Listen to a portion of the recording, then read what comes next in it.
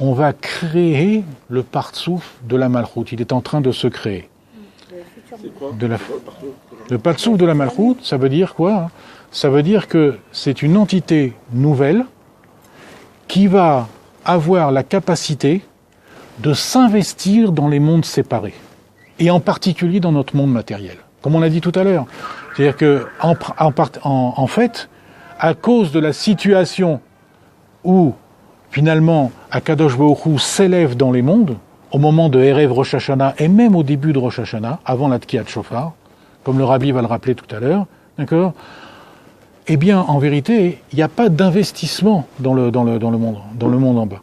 Et la création du Partsouf à Malchut va faire qu'il va y avoir un désir de s'investir dans les mondes dits séparés. D'accord? On parle évidemment ici de quoi? Malchut d'Atsilut. Parce que les 2 derniers jours, c'est quoi? C'est Malchut, c'est Yesod ou Malchut de Olam HaTikun. Maintenant, il va se jouer quelque chose ici qui est fondamental. C'est pour ça que Rosh Hashanah, c'est une des raisons pour lesquelles Rosh Hashanah tombe le jour de la création de Adam Arishon, et pas de Briat HaOlam. A priori, on peut penser que Rosh Hashanah, c'est quoi? D'accord? C'est le fait qu'on renouvelle pour un an. Donc on part du début. C'est quoi le début? C'est le 25 Elul. Le début de la création, c'est-à-dire le début de l'apparition des sphirotes, c'est-à-dire de la structure interne du monde, sous une loi de Tikkun. Pas sous une loi de Tohu. D'accord? C'est à partir du 25 Elul. D'accord? Et nous, on fête Rosh Hashanah à partir du 1er Tishri. C'est-à-dire à partir du jour de la conception d'Adam Arishon. D'accord? Alors qu'est-ce qui s'est passé?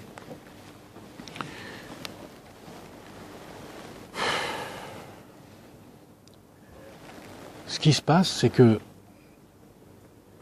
ce qui se passe dans les mondes, on a dit tout à l'heure qu'Akadosh Baruch Hu s'élevait. S'élevait. C'est-à-dire il se désengage de sa parole créatrice. Et il laisse le monde comme il est. D'accord? Maintenant, dans le monde, il y a le Adam. Et lui-même, il va subir à Rosh Hashanah la même chose. Mais comment il va subir la même chose? On a dit que il va être porté par cette élévation, d'accord? Mais en même temps, lui-même, il doit prendre conscience. C'est-à-dire que, qu'est-ce que c'est que ce détachement? C'est un détachement de quoi? C'est un détachement avec la situation antérieure. C'est quoi une teshuva? C'est quoi la teshuva? C'est se détacher de la situation. Ce qu'on a fait jusqu'à présent, c'était pas bien. Ou alors, ce n'était pas suffisant. C'était tellement pas suffisant qu'on va essayer de renouveler le tout. Et quand on dit ce n'était pas suffisant, ça ne veut pas dire que c'était mauvais. Ça peut vouloir dire aussi qu'on a fait un tas de choses bien, d'accord? Mais ces choses bien, hein, l'exemple qu'on donne, ces choses bien n'ont pas suffi. L'exemple qu'on donne, c'est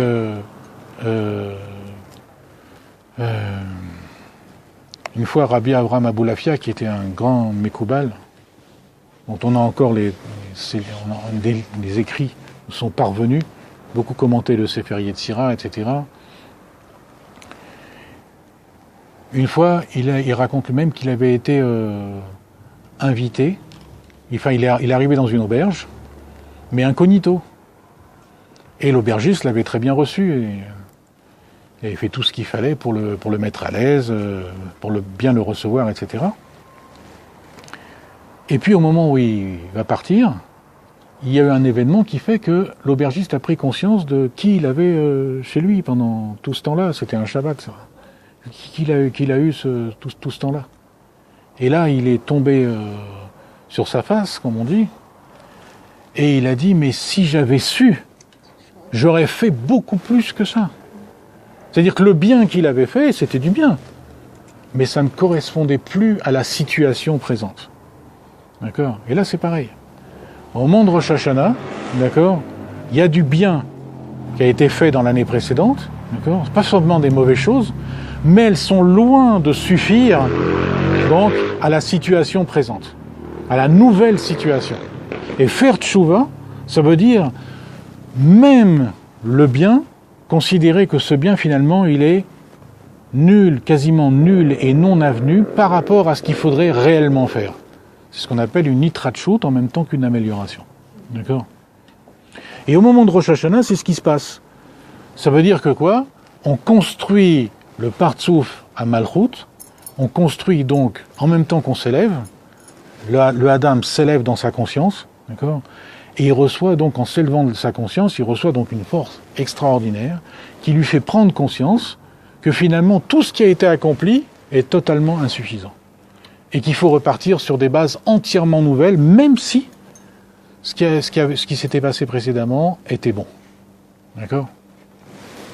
Et ça, c'est ce qu'on appelle, enfin on l'a schématisé, c'est ce qu'on appelle donc Binyan à Malchut, la construction de la Malchut. Et ça se fait par le shofar, c'est-à-dire par le fait de s'améliorer. D'accord ?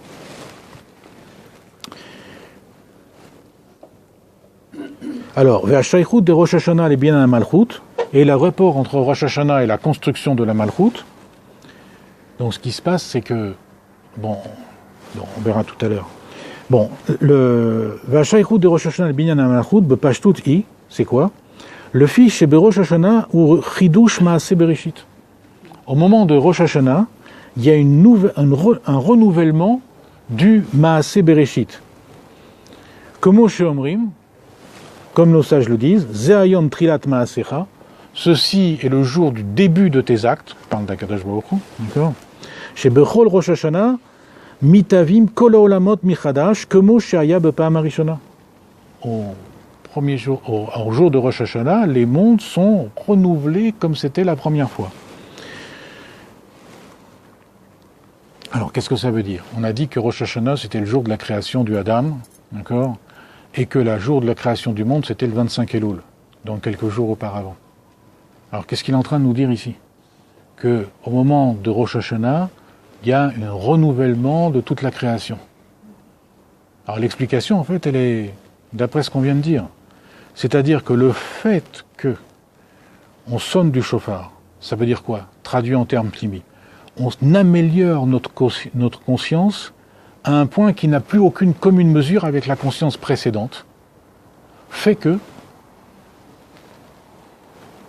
le monde qui nous apparaît, parce que le monde, il est là. D'accord ? Pour être clair, il y a des philosophes, je fais une digression, mais ça va nous aider. Il y a des philosophes qui pensent, d'une manière extrême, que c'est la conscience qui crée les choses. D'accord ? Il y en a d'autres qui pensent que quoi ? Que finalement, notre conscience est créée par les choses. Tout à fait l'inverse. D'accord ? Les choses existent, d'accord ?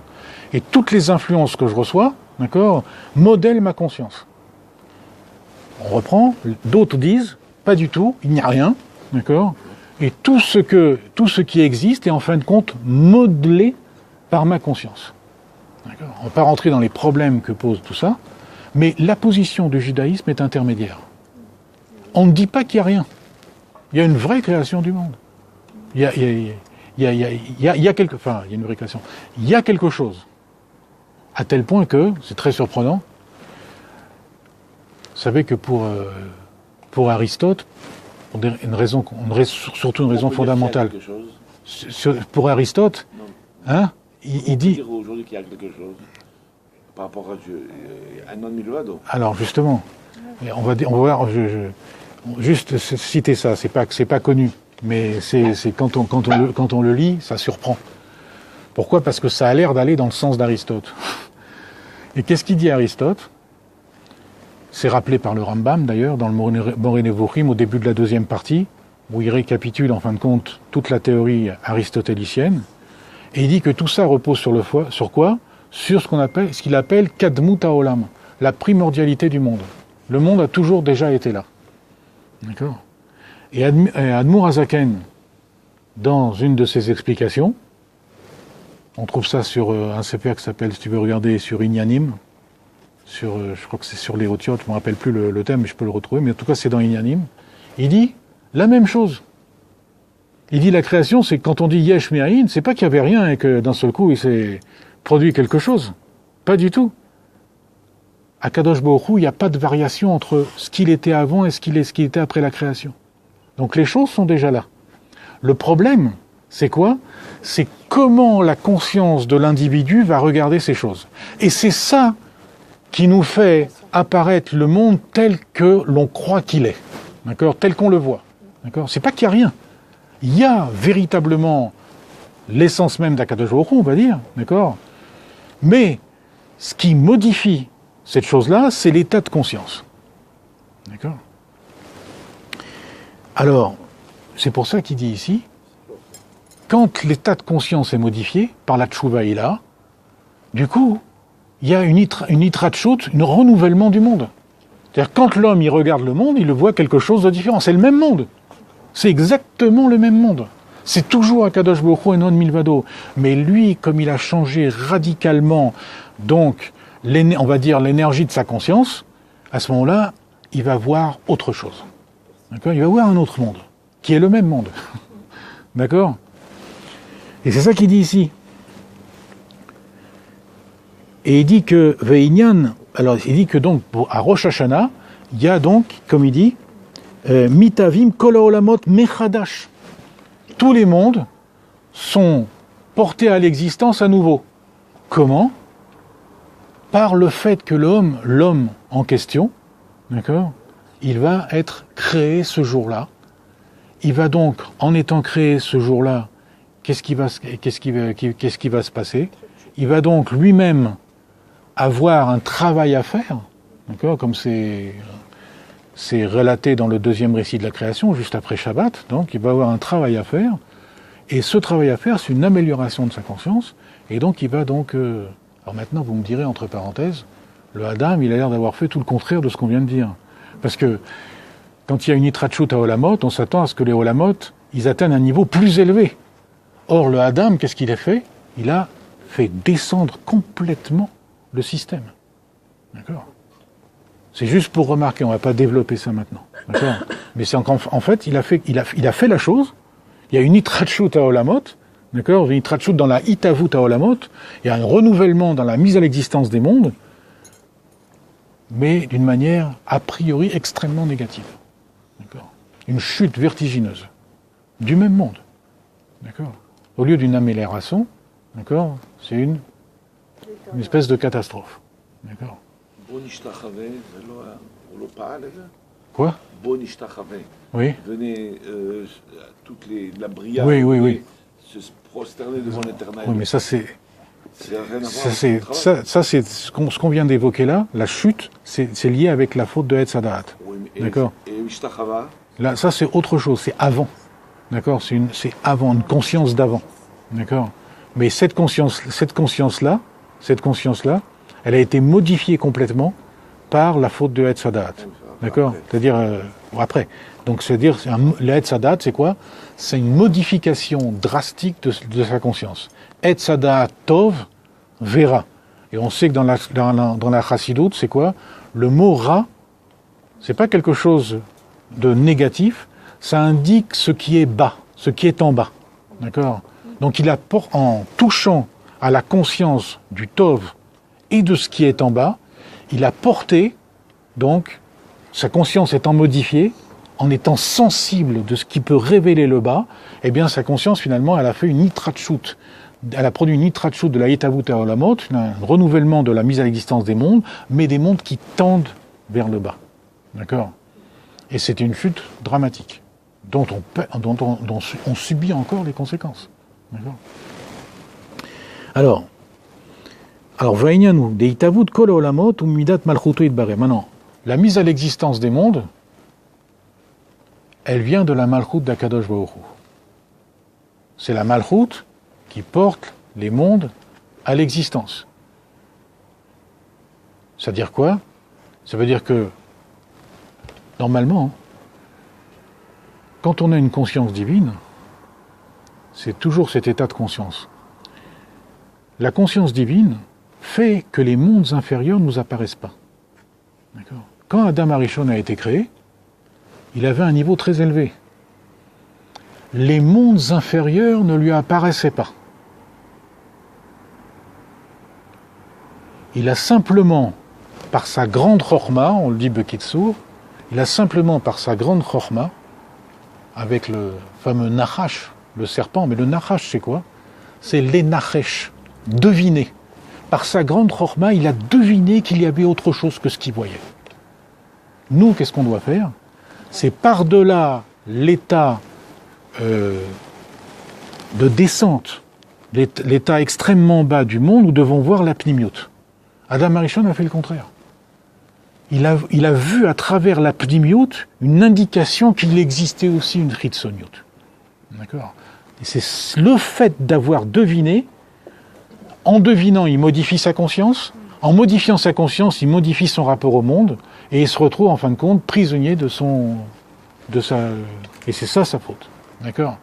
C'est détaillé dans les Kitvei Arizal. Ça, il y a 8 étapes, etc. C'est détaillé là-bas.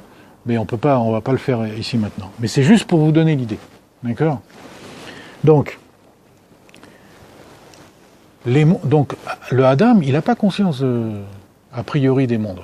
Il faut qu'il se serve de sa chorma. D'accord? Il faut qu'il soit poussé par quelque chose. Et même la chorma en question, elle est poussée par quelque chose. Elle est poussée par quoi? Lui-même, il n'était pas Mashiach, il n'était pas en Géoula. D'accord? Bien que son niveau, il était extrêmement élevé, il n'était pas du tout... il n'y a aucun rapport avec le monde matériel tel qu'on le connaît. La plupart des caractéristiques d'Adam Arishon, c'est du niveau du monde d'Atsilut. Ça veut dire qu'il avait une conscience divine. Qu'est-ce que ça veut une conscience divine? Il avait quasiment pas de conscience de lui-même. Quasiment pas. D'accord? Mais comme il n'était pas Eloki, il était Rouhani, mais il n'était pas Eloki. Ça veut dire quoi? Il manquait quelque chose. C'est ce manque qui inconsciemment l'a poussé à rechercher cette chose. D'accord? Et à développer donc une faculté à essayer de deviner qu'est-ce qu'il y a derrière toute cette scène qui se présente à moi. D'accord? Nous, on doit faire exactement l'inverse. Derrière ce que l'on voit du monde, on doit essayer de deviner quelle est sa dimension profonde.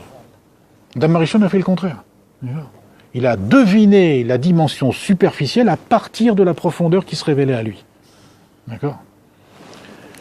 Alors, donc, vous voulez qu'on arrête là? Ah bon? Je ne sais pas quelle heure il est. Vaïnyanhu. Alors, il dit quoi? Le sujet est comme ça. Deitavut kol olamot imidat malchuto itbarer. Donc, la mise à l'existence de tous les mondes, c'est quoi? C'est à partir de la mida de Malchut. C'est la Malchut, c'est la dernière sphira, qui va donc faire exister tous les mondes. Ve'amshachat ha-Malchut shebechol Rosh Hashanah irak al shana achat. Voilà. Et, comme on a dit on l'a beaucoup répété, et ce que va produire la Malchut du monde supérieur, on va dire la Malchut d'Atsilut, d'accord? C'est-à-dire la Malchut d'un monde où il y a encore une conscience divine. D'accord? Ensuite, les mondes, ce qu'on appelle les mondes séparés, ou la mot anifradim, c'est des mondes, d'accord, où il y a la conscience de soi qui apparaît. Quelque chose entièrement nouveau. D'accord? La conscience de soi. Même si ce sont des mondes spirituels, c'est des mondes spirituels qui ont une conscience d'eux-mêmes. D'accord? Comme l'Adam Arishon. Il avait ce côté-là aussi. D'accord? Il avait une conscience divine et aussi une conscience de soi qui venait de la Rouhaniout, pas de la Gashmiout. D'accord? Et il a deviné l'état matériel dégradé que l'on connaît aujourd'hui. D'accord? Alors il dit que cette Malchut-là, elle va donner l'impact donc pour une année nouvelle. Et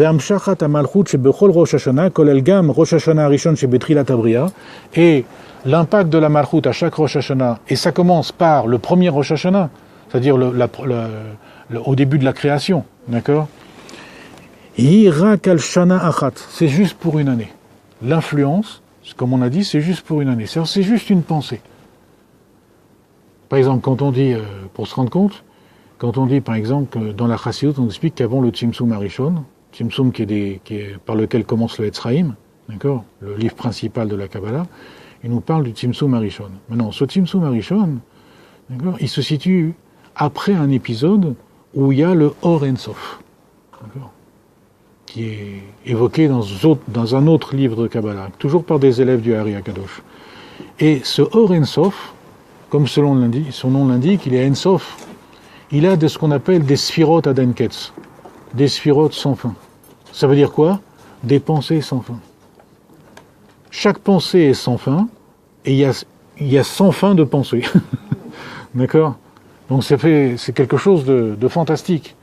D'accord? Et parmi tout ça, ce qui nous apparaît à chaque Rosh Hashanah, c'est une de ces pensées adaptées à notre conscience. D'accord? Potentiellement pensée sans fin, ce qui nous permet de nous améliorer à toucher cette pensée sans fin, mais en réalité, quand elle se révèle en adaptation à notre conscience. D'accord? Alors, ou Be'erev Rosh Hashanah, im chashecha, et le jour de la veille de Rosh Hashanah, donc le 29 Elul, avec la tombée de la nuit, d'accord, qu'est-ce qui se passe? Ichoseret veola venichlellet bimkora. Cette influence-là, de l'année précédente, comme on l'a dit tout à l'heure, elle revient intègre sa source, complètement, d'accord? Et là, Sha'alia Basilouk, ou Rag Bepnimiut Amalchut, voilà, c'est ce qu'on disait, que cette élévation et ce détachement, ça concerne quoi? Pnimiut Amalchut, comme on a dit.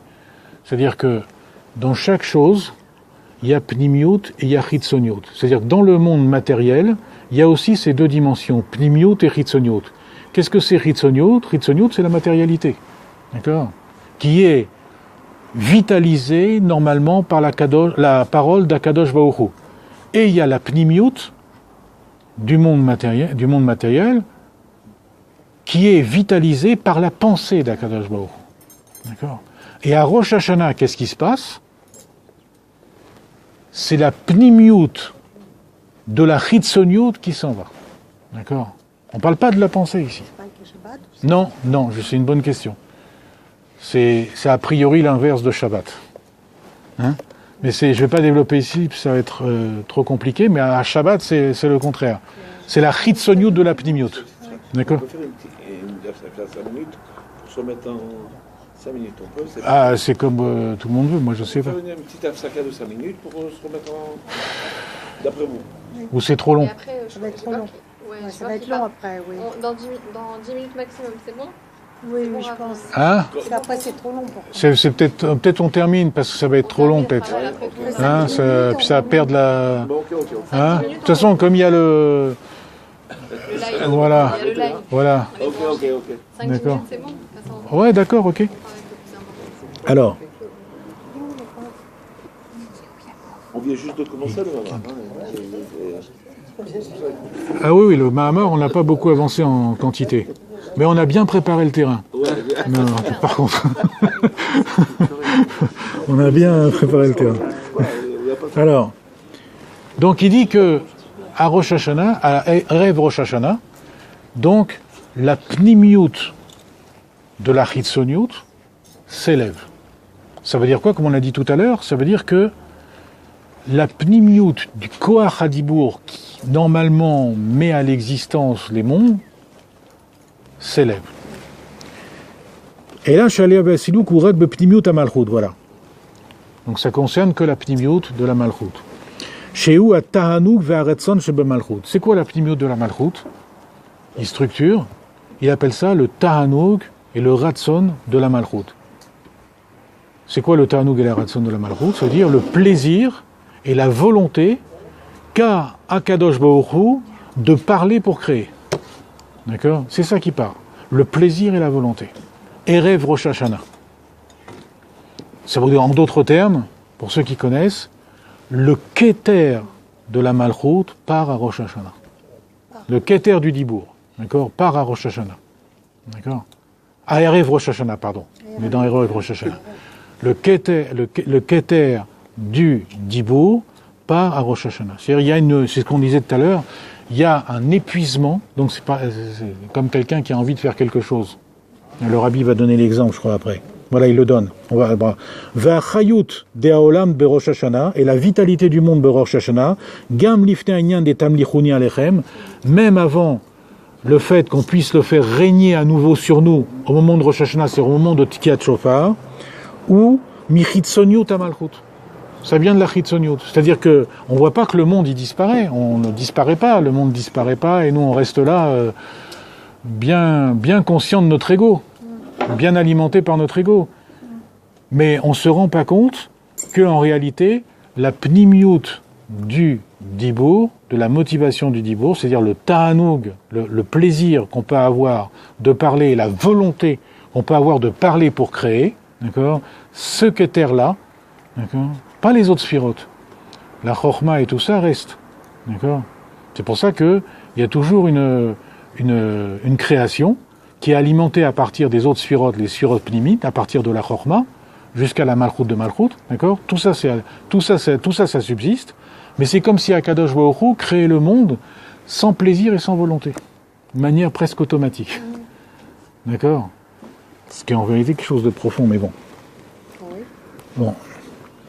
Bedougmat, voilà, il le dit le rabbi. Bedougmat adam sheosim lacha, que shiu ayev verafe yadaim, ve'en lo ta'anuk basé. Comme quelqu'un qui fait, un individu qui fait un travail, en étant fatigué, épuisé, et qui n'a pas de plaisir à ça. Donc il le fait d'une manière Donc il est contraint. automatique. Ah non, justement. Non, c'est quoi? Ça veut dire quoi? S'il le fait sans plaisir, c'est quelque part il est forcé. Quoi? S'il le fait sans Non, ça veut dire que quoi? Ça veut dire que le monde, dans ce cas-là, il remonte à un état qui est les malamichaïm, qui transcende la vie. D'accord? Parce que l'état de vie, c'est un état sensible, etc. et tout ça. D'accord? Mais il y a un état plus fondamental qui s'en appelle les malamichaïm. Il rejoint cet état-là. On a l'impression que c'est quelque chose, une yérida. D'accord? En fait, c'est quelque chose de très élevé. Et toujours, il faut voir les choses comme ça. C'est-à-dire que quand on dit Yérida Tsorech Aliyah, quand on dit que la descente c'est pour la montée, en vérité, l'explication profonde, c'est que la descente elle-même est la montée. D'accord? Il faut trouver en quoi. D'accord? Il faut trouver en quoi. Pas attendre que la descente soit terminée en tant que descente pour finalement commencer à remonter en tant que montée. Non, la descente elle-même est la montée. Mais c'est tellement profond qu'elle nous apparaît comme le contraire de ce qu'elle est. D'accord? Et là, c'est le cas. D'accord? Alors, au Kepidgam Ayadoua, chez Beleil Rosh Hashanah, et comme l'adage qui est connu, que la nuit de Rosh Hashanah, cette fois-ci on est la nuit de Rosh Hashanah, pas Erev Rosh Hashanah. Erev Rosh Hashanah, Istalkut Ta'anug Veratson du Dibour. D'accord? Maintenant, la nuit de Rosh Hashanah, Lifne Aïnyan des Tamlichouni Alechem, avant même que l'on puisse refaire régner Akadosh Baruch Hu sur nous, Aolam ou Bematsav de Italfut. Le monde est dans un état d'inconscience, d'évanouissement, voilà. Le monde est dans un état d'évanouissement. Ça veut dire quoi? Ça veut dire que, on a dit que Erev Rosh Hashanah, qu'est-ce qui se passe? Le Keter s'en va. Mais la nuit de Rosh Hashanah, les autres Kochot commencent à partir aussi. D'accord. Et du coup, on se trouve vraiment on va vraiment dans un état, les Malamichaïm, qui est au-delà de la vie. Qui est au-delà de la vie. D'accord? Finalement, on est dans le même état que la Kadosh Baruch Hu. Exactement. Exactement. On revient, le monde en réalité revient essentiellement dans un état qui est celui de l'essence de Dieu. D'accord? Les Malamichaïm. Il faut nous motiver alors. Hein? Qui nous motive. Non, mais vous voyez ce que je veux dire, c'est pas idiot ce que je dis. Non, bien sûr. On doit susciter Bien sûr. une nouvelle volonté. Bien sûr. C'est-à-dire que la motivation dans ce cas-là, elle vient en fin de compte de quoi? Parce que comme on se retrouve, comme vous dites, dans un état tout à fait primordial, en fait, on a envie d'y rester. C'est ce que vous voulez dire. Donc comment est-ce qu'on peut ressusciter à partir de là la création pour une année supplémentaire avec une nouvelle pensée, une nouvelle année, une nouvelle pensée, etc. C'est lorsque, par le fait qu'on améliore notre conscience, va se révéler à nous le tachlit, la finalité. D'accord? La finalité de cette année particulière. Une finalité nouvelle. Et c'est cette finalité qui va motiver donc Akadosh Baruch Hu et les Juifs à créer le monde. Comme c'est marqué, Menimlar benishmotem shel tzadikim, avec qui il a décidé de créer, avec les âmes des tzadikim. D'accord? Et c'est là le fait de découvrir la finalité qui va motiver donc une nouvelle, on va dire, descente élévation. D'accord? Alors voilà. Donc le monde, il est donc dans un état d'évanouissement, c'est-à-dire on est, comme vous avez tout à fait bien remarqué, c'est-à-dire on est dans un état donc où on a retrouvé pratiquement l'essence de Dieu. D'accord? Et donc il faut se remotiver pour pouvoir... On a dit on se remotive par quoi? Par le tahlit. D'accord? Alors, Veine yadoua chez Siluk chez Berosh Hashanah ou Bechol HaMadrigot. Donc, comme on vient de le dire, on sait que le Siluk, c'est-à-dire la pnimiout de la Malchut qui part à Rosh Hashanah, pas seulement à Erev Rosh Hashanah. À Erev Rosh Hashanah, c'est le Keter, c'est-à-dire Ta'anuk Veratson. Mais dans le reste, Laïl Rosh Hashanah, c'est tout le reste, toutes les autres kohot qui partent. D'accord? C'est pour ça qu'il dit ici, à Siluk chez Berosh Hashanah, ou Bechol HaMadrigot, dans tous les niveaux. Maaseh, Dibour, Marshava, Midot, Vesechel. En dehors de Ratson Veta'anu, qui s'est produit la veille. Il n'y avait déjà plus. D'accord? Mais toutes les autres forces de vin, ce qu'on appelle les Kochot Pnimim, c'est-à-dire Sechel et Midot, et les Levushim, les vêtements de l'âme, c'est-à-dire Marshava, Dibour, Maaseh, tout ça s'en va. D'accord?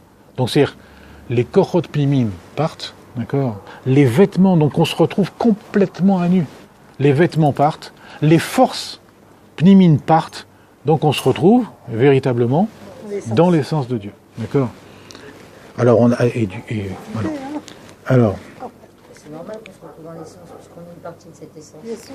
Je crois même que le mot évanouissement en hébreu, ça veut dire quelque chose. Vous pouvez dire en hébreu le mot Italfout. Italfout. Donc ça veut dire qu'on est dans un état, donc, qu'est-ce que c'est Italfout? Évanouissement, ça veut dire quoi? La majorité de la chaïm, de la vie est partie. D'accord? On est dans un état proche de celui de la mort, en réalité. Plus proche de la mort que de la vie. D'accord? On est dans un état qui est... On dit que le sommeil c'est 1/60e, les sages disent que c'est 1/60e de la mort, mais l'évanouissement c'est plus profond que le sommeil. D'accord? Donc on est plus proche encore du contraire de la vie. Mais c'est pas dans un sens péjoratif. D'accord? C'est dans un sens fondamental. Alors, des chol adverim chosrim li kadmutam, voilà, il le dit. La remarque que vous avez faite, c'est que toutes les choses reviennent à leur primordialité. D'accord? C'est-à-dire au-delà de la vie. Ve'amshachat ha-malchut, et donc, le fait que la malchut, elle redonne une vitalité pour l'année suivante. C'est-à-dire, ratson veta'anuk bimlucha, c'est-à-dire qu'on ressuscite la volonté et le désir pour un règne nouveau, pour une année nouvelle, Berosh Hashanah, ou al yodé shemamshichim miatzmut orensof. Tout ça s'est suscité à partir de quoi? À partir de l'essence même d'Akadosh Baruch Hu. Ce que le Rabbi a suggéré au début, quand on parlait que finalement, par toute cette mise en scène, aussi bien au niveau de la pratique, la pratique physique, on va dire, qu'au niveau de la pratique mentale, au niveau de la conscience, en réalité, on va susciter l'essence même de Dieu, les rachamim de l'essence même de Dieu.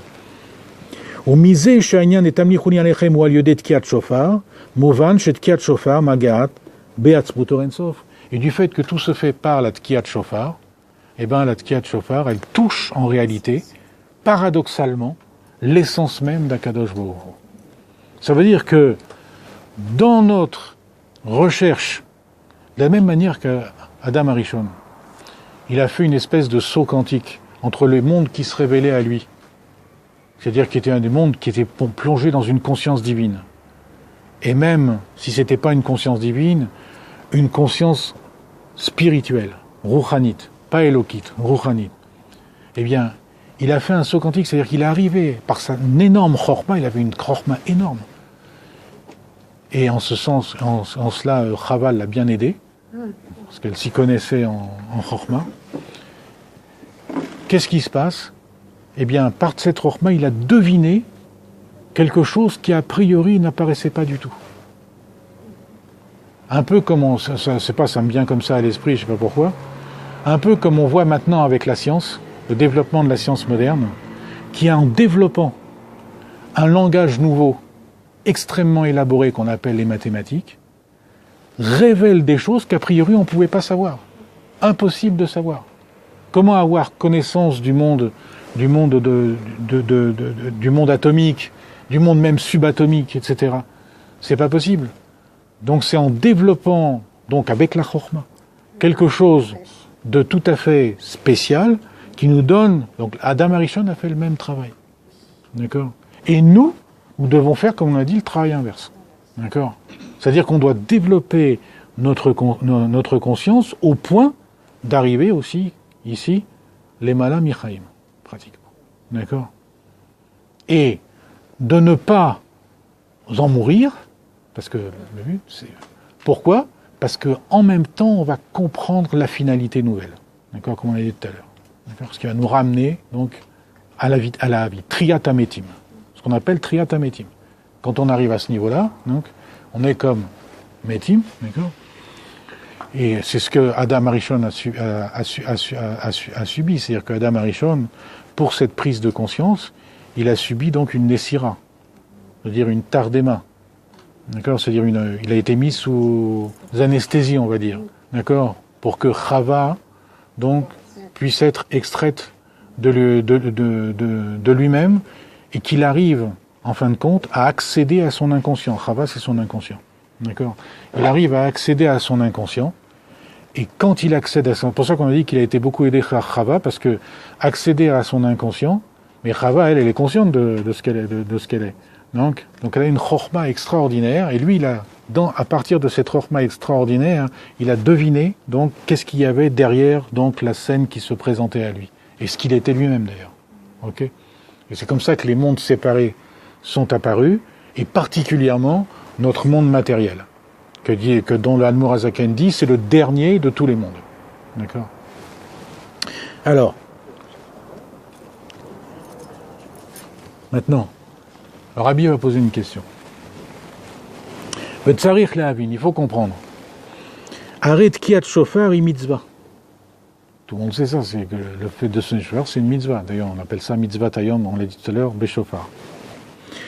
Ve'inyan atzivuyim, et tout ce qui est de l'ordre du domaine des ordres donnés par le roi, Kadosh Baruch Hu, shayar davka le'achare sheu yitbarer na'asa melech.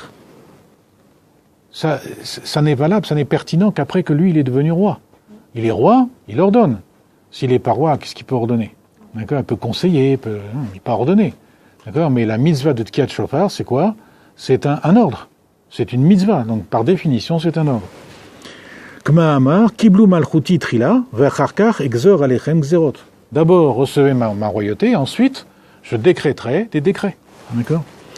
Donc, c'est une condition nécessaire, il faut qu'il soit roi. Au bir. Alors là, il nous donne un ordre de susciter une nouvelle volonté. Mais alors, vous avez dit que le travail doit... Je ne sais pas si vous avez compris ce que je veux dire. Donc, ce n'est pas un travail qu'on va se faire, nous, puisqu'on nous donne l'ordre. Oui. Donc, on n'a plus ce travail de conscience, vous voyez, comme vous avez dit Oui, tout à l'heure. Parce qu'on nous oblige à susciter une volonté nouvelle. Oui, mais on a l'ordre d'avoir une conscience nouvelle. Puisque c'est la même mitzvah. La mitzvah de Shofar, elle a deux aspects. Un pnimi et un chitzoni, comme on a dit. D'accord ? Ok. Alors, au birde shiyetam lichuni alechem, et pour qu'il y ait donc le fait que Akadosh Baruch Hu règne sur nous, c'est-à-dire chez Israël aussi moto idbarech la melech, il fasse de lui un roi, ou al yodeh chez Magiim beatzmut orensov que Moshe lifne chez Naasa melech. Il faut arriver donc à l'essence même d'Akadosh Baruch Hu avant même qu'il prenne son état de melech. Parce que c'est quoi avant même qu'il prenne son état de melech ? Ça veut dire, il n'est melech que si il y a quelqu'un sur qui il régnait. Mais dans cette période intermédiaire de Erev Rosh Hashanah et le début de Rosh Hashanah, il n'est pas melech. D'accord ? Au contraire, il se retire. Il ne veut plus être roi. Il a fini avec sa pensée précédente. D'accord ? Il n'a pas encore émis sa pensée suivante. D'accord ? Alors, c'est la question qui pose le Rabbi. D'accord ? Alors, et comment est-il possible que par la Tkiat Shofar, qui est une mitzvah, qui est mitzvah mitzvot ou Vetsivu Yameler, donc qui est la réalisation d'un ordre du roi. Il y a assez auto Yidbarer Lemeler. Et comment est-ce qu'on peut en faire le roi? D'accord? Il n'est pas roi. Au misé mouvan des Tkiat Shofar Shnei Inyanim. Et du coup, on comprend, le rabbi dit, il anticipe, que dans la mitzvah de Tkiat Shofar, il y a deux aspects. À mitzvah de Tkiat Shofar, il y a la mitzvah de Tkiat Shofar, la mitzvah en tant qu'ordre, d'accord? Veze she'al-yodé Tkiat Shofar magim be'atzmut orensof shleimala mibrinat melech. Et le fait que par cette mitzvah-là, on parvient à Atzmut Orensof qui transcende même la mitzvah de Melech. D'accord? Il y a les deux aspects. D'accord? Comment on l'a dit? Toujours cette pnimiyut et cette ritzoniut. D'accord? L'ordre est sortir Yodé Chovato, donc être quitte, c'est d'avoir fait la ritzoniut, pas la pnimiyut. D'accord? Donc la pnimiyut, c'est quoi? C'est quelque chose qui nous est presque conseillé. Peut-être même Akadosh Baruch Hu nous supplie. D'accord? Comme le rabbi disait, que le rabbi Rachab, il donnait des ordres à ses chassidim. Le rabbi précédent, il conseillait, le rabbi, il supplie ses chassidim. Maintenant. De retrait de Dieu et de cet évanouissement dans ces 2 jours. Ben, j'ai pas compris. Le Mashiach peut se dévoiler à ce moment-là? Entre le retrait de Dieu et cet état d'évanouissement. Est-ce que pendant ce laps de temps, Mashiach peut se dévoiler dans cet état? Ben, c'est l'état fondamental de Mashiach. Ça, ce laps de temps est l'état fondamental de Mashiach. Par exemple. Parce qu'on rejoint l'essence des choses. Ah oui, d'accord. On rejoint véritablement l'essence des choses. C'est l'état fondamental de Mashiach. D'accord. Mashiach, il va se révéler d'abord en tant que Melech. D'accord. Mais cet état ne va pas perdurer. D'accord. Il va se révéler en tant que Melech. Il va se révéler en tant que Melech sur qui? Sur le peuple, la partie du peuple juif qui n'aura pas un état de conscience suffisant pour se prendre en main. Ah oui. D'accord. Donc il va être Melech. Mais pour les autres, il va se révéler en tant que quoi? En tant que Rav. En tant que Rav, dans le sens de quoi? Pas dans le sens d'expliquer quelle mitzvah il faut faire et il ne faut pas faire, pas du tout. Il va s'expliquer dans le Rav dans le sens large, dans le sens où il va, en développement Torah Chadasha, en développant une Torah nouvelle, il va développer la conscience des gens qui sont déjà suffisamment conscients pour se passer d'un roi. D'accord? Donc il va toujours être Mashiach, mais Mashiach dans une dimension la plus fondamentale qu'on appelle Nasi. D'accord? C'est-à-dire où il est en état d'élévation. D'accord? Il est fondamentalement en état d'élévation, mais pas en état d'élévation contraignante comme un Meller, d'accord? En état de Nasi. D'accord? Alors, qu'est-ce qu'on fait là? C'est pas... Hein? Ça va être difficile. Hein? Oui, il y a encore plusieurs pages. Si vous voulez, on fait Non. chez nous demain. Hein? On fait deuxième partie demain. Je sais pas, moi. Oui, ça serait bien. Vous allez revenir On voyage. Hein? Ah oui, on voyage, nous. Ah, vous avez marié. qu'il y ait une Ouais. suite. Je sais pas, on arrête là ou on continue, je sais pas. Moi. Semaine Ouais, prochaine. on arrête là et si crois Dieu que- veut, on Semaine reprendra. prochaine. Hein? La semaine prochaine. C'est- Si on aurait fait une petite pause, on aurait pu continuer encore une heure. Non, mais c'est vrai, après, tout le monde est fatigué, on ne sait pas à quelle heure les gens se sont levés, tout ça. Alors, peut-être qu'on peut continuer pendant Rosh Hashanah, enfin pas pendant, Oui, mais pendant Rosh vraiment. Hashanah, oui. Mais pendant Rosh Hashanah, il faut que tout le monde puisse accéder ici, à pied. Ouais. C'est pas évident. Ou après Rosh Hashanah. Je sais pas. Continuer le Mamara après, oui. Je vous dis, il y a 4 mamarines de ça qui continuent un derrière l'autre. Alors,